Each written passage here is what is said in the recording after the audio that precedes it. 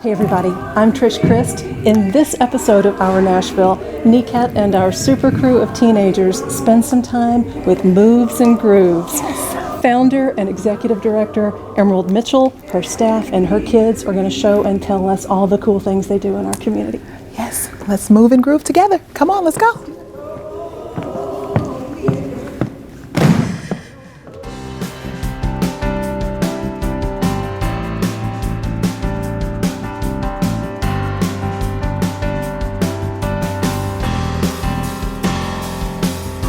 It's our Nashville.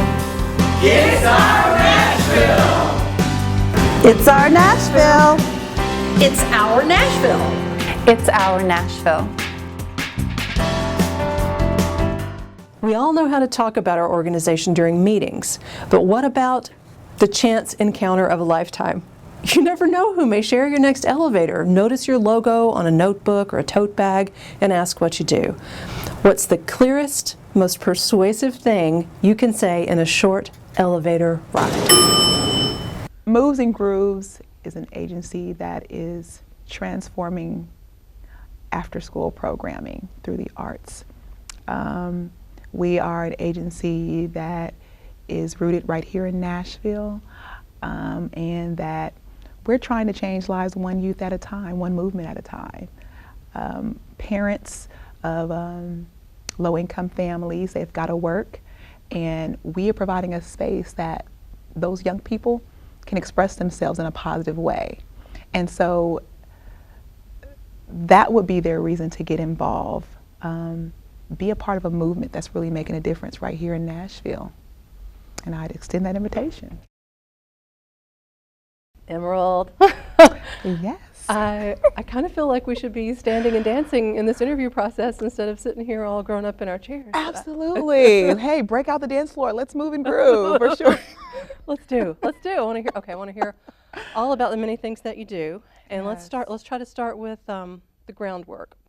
Why and how and when did you start Moves and Grooves? Oh goodness, Moves and Grooves started in 2002, so that was about 16 years ago.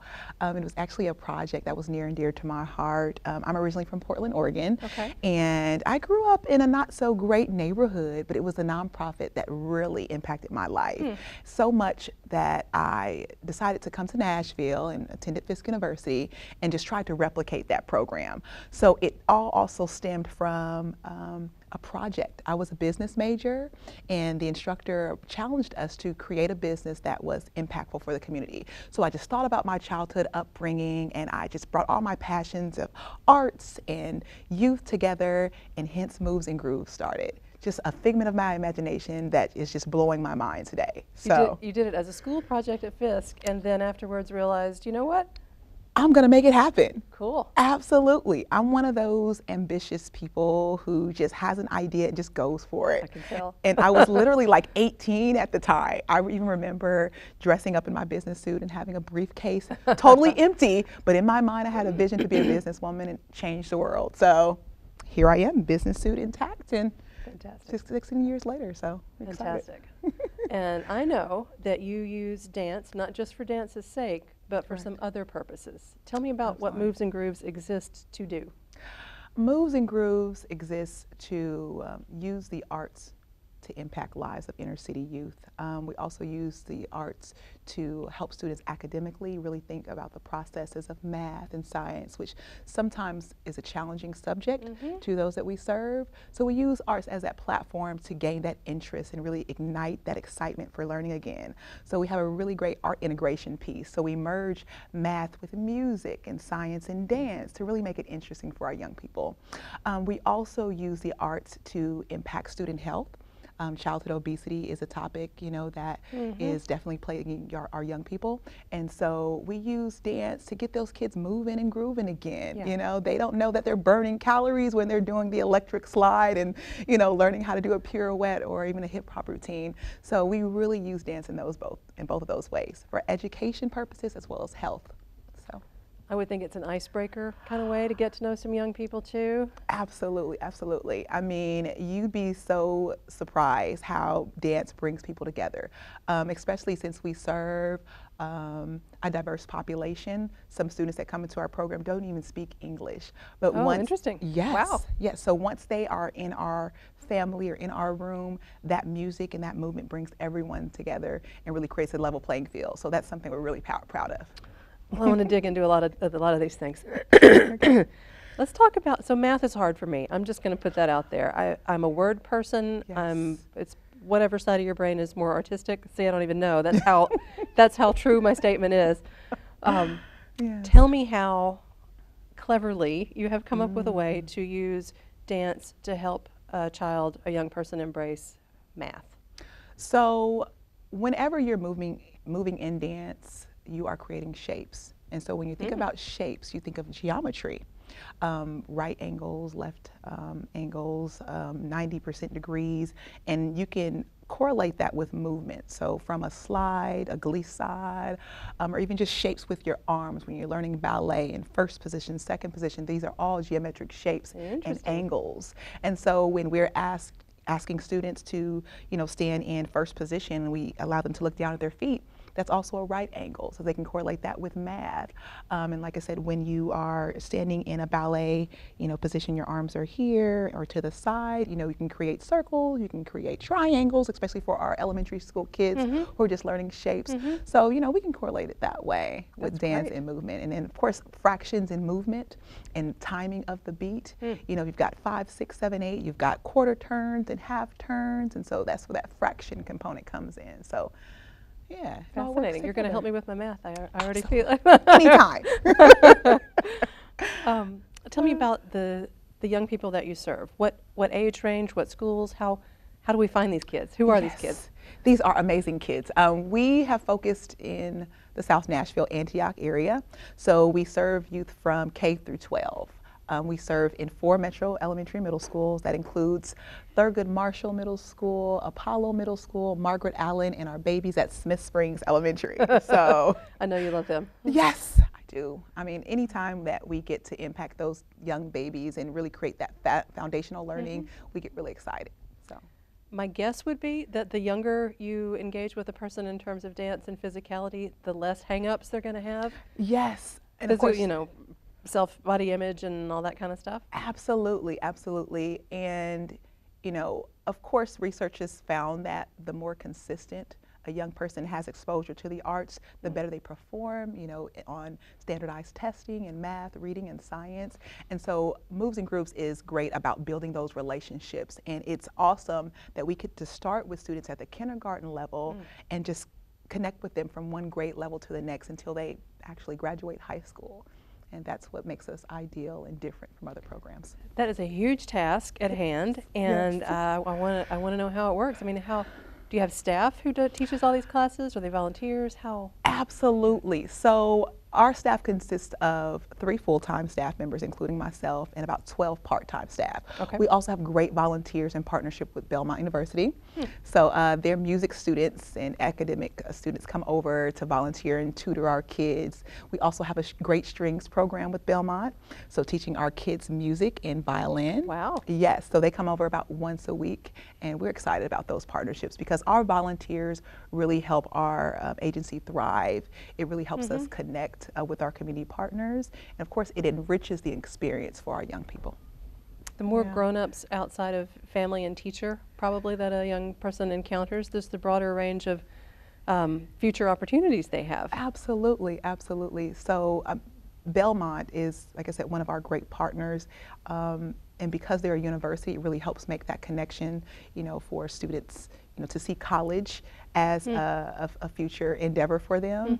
And, that's amazing for our young people to be able to say, hey, I worked with, Susan, and now I'm a student just like she is here at Belmont University. That's so we're great. proud about that. Yeah. Someday they may say, there was a nonprofit in my neighborhood when I was growing up that had an effect on me, and then I moved to XYZ city and I started my own. You may have some shadows behind you. Absolutely. In a few years. And that's the vision. Take those great experiences and don't just hold them for yourself, but give back to make an impact. And that's what we're doing every day.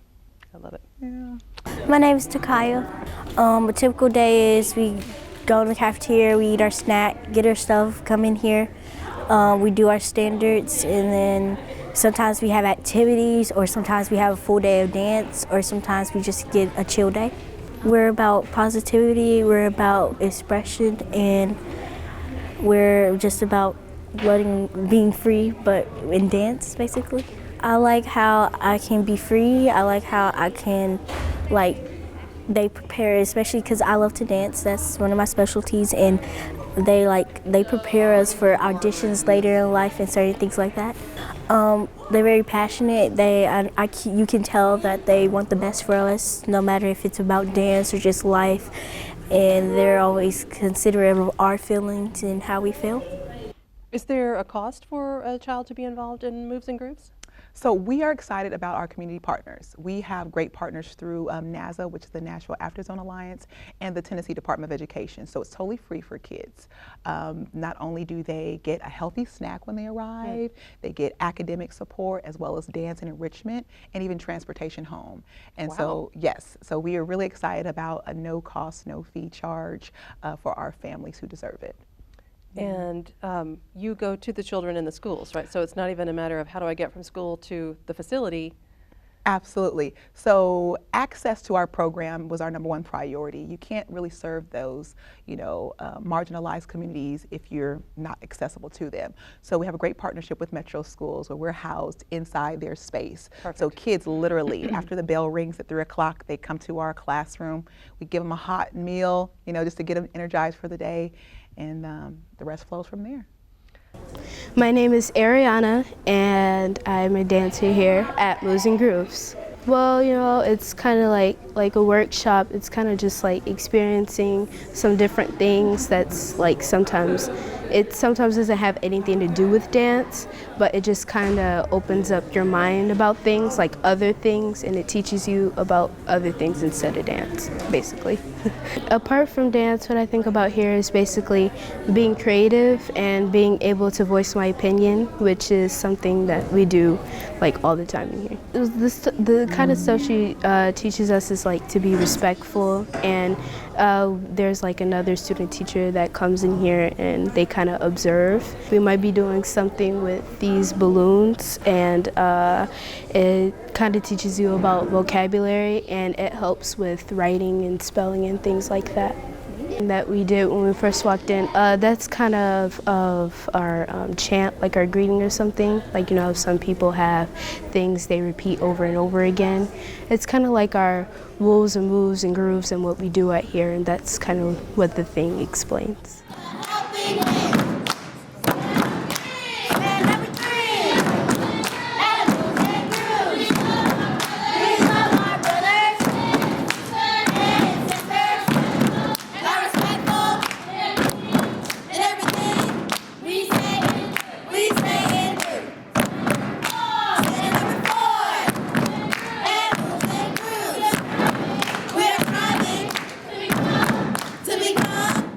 I was just reading an article that there's about 170,000 kids in Tennessee, grades K through 12, that are responsible for taking care of themselves after school. Holy moly, say that again, 170,000? 170,000 kids K through 12. And that can be a potentially dangerous situation, where a child is left alone, because we all know a child left alone long enough by themselves, more than likely going to get into trouble. And so with agencies such as Moves and Grooves that provides a space for these kids, it also allows them an opportunity to do something positive and constructive with their time. There's a lot of positive adults there who encourage and inspire our young people, and it gives them something to do that's fun. Our young people, they love movement, they love music, they're constantly on their iPads and cell phones, and so Moves and Grooves gives those kids an opportunity to win, to express themselves and be safe. And so that's definitely something I want the viewers to remember. My name is Chaz Partle, and I am a dance teacher and site coordinator for Moves and Grooves. I started dancing when I was 16 after being a visual artist as a kid for the longest. Then I got into dance, and now I do both. So I feel like it ties them into a deeper sense of awareness of themselves as they grow to be adults who will be leaders one day. They do need to grow and have confidence as they move forward into the world, and auditioning for different programs, trying to get into different universities or even high schools that they're ambitious about. I think understanding movement and understanding their body along with a sound curriculum is something that is beneficial to kids, I believe. Just giving them a deeper sense of awareness of themselves, where it is that they want to go, because I feel like when kids know and they have the environment to feel like they can, when they're placed in a can-do environment, they tend to prosper and do well. Versus, when they have the exact opposite. So that's, if anything, is just to create a safe environment and have the kids know themselves a little bit better through the art of dance. Okay, here's an interesting question, a thought that I had preparing for today, and I want to get your take on it. Okay. Is dance somehow socially different from sports? Yes, I see dance different from sports because it's a form of communication. When you're dancing, you are being expressive. You're trying to express, you're trying to communicate an emotion. Sometimes you're telling a story. And I think, with sports, it's more competition-based. I think it has its similarities because in both settings you're working with a team and trying to work together for a common goal. But I think dance and arts are more powerful because of that ability to connect with people in an intrinsic way. And I think that's how dance is definitely different, and it's definitely a powerful tool, especially in that setting where you're trying to reach different people, to be able to not even speak the same language or have varying backgrounds, but still have that common connection through the arts and through movement. So that's a fantastic explanation, and I had never even drawn a parallel between the two until I was thinking about thinking back to high school and middle school, where that's when kids sort of start to individuate, is the term one of my good friends uses, where, okay, I'm going to be a theater kid, I'm going to be a foreign language kid, I'm going to be on the football team. It's where you sort of start putting labels on yourself of how you want the community to perceive you. Absolutely. And I thought, wow, I didn't grow up around an opportunity to dance, to learn to dance like that. If someone had come into my school, I would not have been nearly as awkward a dancer in the 80s as I was. Fortunately, awkward dancing was in style back then. But you know what I mean? It's when kids start to decide, okay, that's the kind of person I'm going to be known as. Absolutely. I mean, middle school is such a pivotal moment just for those reasons that you described. Kids are really trying to find who they are. And if a child doesn't see themselves as being, the jock of the, basketball or, volleyball team, there is another outlet through the arts. And sometimes it's dance, maybe it's music composition, maybe it's even visual arts and painting, but they have that outlet to express themselves and still feel as if they're winning, because sometimes, especially with the population that we work with, they don't necessarily see success in the classroom because maybe they're not the best at math and reading, but the arts gives every student opportunity to be successful and feel confident, because in arts there is no right or wrong, and that's the beauty and power, of the arts. And so I'm always excited to be able to present those opportunities to students, because some of them come into my classroom and they don't know that they even have those skills. Like you said, you weren't presented with that opportunity to dance. And so those who see dance for the first time and find themselves doing something that they never thought that they could, it's an empowering moment for them and for us. So we're excited about it. So viewers watching this right now, some of them may have never heard of Moves and Grooves before, and some may not realize, my children, my grandchildren would be interested in doing this, but it's not in my kid's school. How does a community or a school begin a relationship with Moves and Grooves? Absolutely. It definitely starts with their school principal.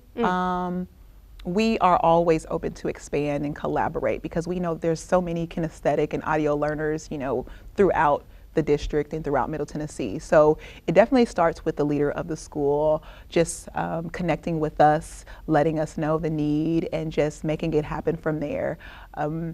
we're always trying to find new ways and new community partners to connect with to serve those group of young people. So if you're interested in Moves and Grooves and an innovative way for your kids to learn through the arts, definitely consult with your principal and have them reach out to me. I love to entertain that conversation. Fantastic. Yeah. You used the term kinesthetic learners. Let's talk about that. Tell me what that is. Kinesthetic learners are those who learn by doing and movement. With the population that we serve, they have challenges sitting in one place because they're balls of energy, waiting for something to happen. My background is in metro schools. I used to be a former teacher. And even with my challenging students, when I integrated movement or music into the lesson, that's when they shine the most. And so I knew that I had something special there. And so Moves and Grooves was founded for those young people who just can't seem to sit still. My mother used to get on me all the time at the dinner table, opposed to sitting and just eating my dinner. I'm moving and, in my seat there's always a song or sound in my head. But that's the way in which I learned. And so that goes back to, Howard Gardner's multiple intelligences. Each kid is different and they learn through multiple ways. And so you've got those audio learners, those kinesthetic learners, those tactile learners, and Moves and Grooves tries to reach those students in their form and learning style. And so that's what makes us great and different. Emerald, you know that by federal law, PEG stations like NECAT, where we are today, we can't solicit donations on behalf of other nonprofits. And of course, every nonprofit needs financial support, but other than money, viewers who are watching right now who are inspired by Moves and Grooves and your work, they probably want to know how they can further your endeavors. What can they do to help you? Moves and Grooves we're always in need of volunteers. We need mentors for our young people. Nice. We also are looking for learning centers. STEAM is a really big thing in Nashville, which is science, technology, engineering, art, and math. And so we really want to create those exploratory centers and learning centers for our young people. So individuals can get involved by volunteering, through as a dancer or as something beyond dancing? Or something beyond dancing. Okay. Dancers are great. Sometimes they can be difficult to find, but if you just have a passion to impact youth and make a difference, we have several volunteer opportunities, to be a tutor or just a mentor for our students. Those are all ways to get involved and just be an advocate. I think one thing that Moves and Grooves is striving to is be a part of that relevant conversation. As you said, Moves and Grooves has been in existence for over 16 years, but people still don't quite know about us. So if you are hearing this story and impacted by it, be an advocate, be a friend of Moves and Grooves and help us share our story. That'll be extremely helpful. Awesome. Yeah. Location is everybody's challenge, right? Like you say, it's hard often to get students to come to a thing at a place away from the school, and not every nonprofit can manage to visit a school regularly, or certainly multiple schools over time. Do you have a mid-range, long-range goal for maybe adding your own facility at some point? Absolutely. I mean, there's no place like home, but we are looking for a permanent space. It's something that we all want. It gives us range to serve students who may not attend those schools that we partner with. It also allows us a space to meet together, because sometimes, being at a particular school is only confined for those students. And typically during our performances, we have about 300 guests. Whoa. Yes, and so it can be a great feat to try to find a space for performances and things like that. So a permanent space is definitely on our agenda for the future, not only because it allows us to serve, more students outside of those partners, but also just to give a central location for all of our students, to come together and really celebrate the joy and impact of the arts. You mentioned performances, so it's not simply after-school activities for their own sake. It's building up toward a production of some sort. Absolutely. There's always got to be some sort of goal that these kids are working toward. So Moves and Grooves is excited that we have about 3 to 4 performances a year. So that's in the winter, spring, and in the summertime. And if you've never been to a Moves and Grooves performance, you got to get to one. So It's really a high energy celebration. We really bring out the red carpet and just cameras and even costumes. So the kids, worked for a semester, especially in the summertime. They work for about 8 weeks straight, from 8 to 4. And, it's a production that just celebrates what they've learned through the summer and the school year. So it's an opportunity for the community to get to know us, an opportunity to connect with those who've worked with us, and of course introduce ourselves to a new audience. So Moves and Grooves performances is definitely highly anticipated.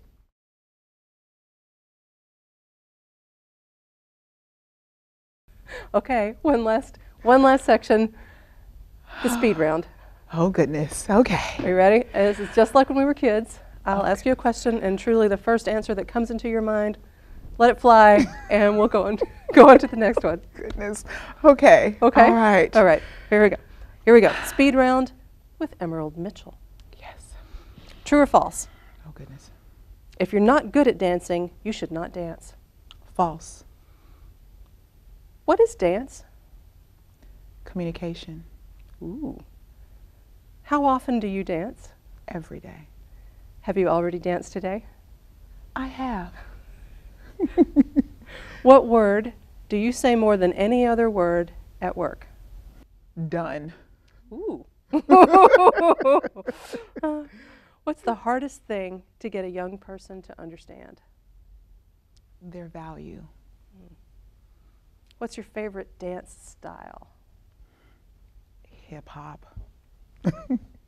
What's more important, moving or grooving? Oh, grooving. All right then.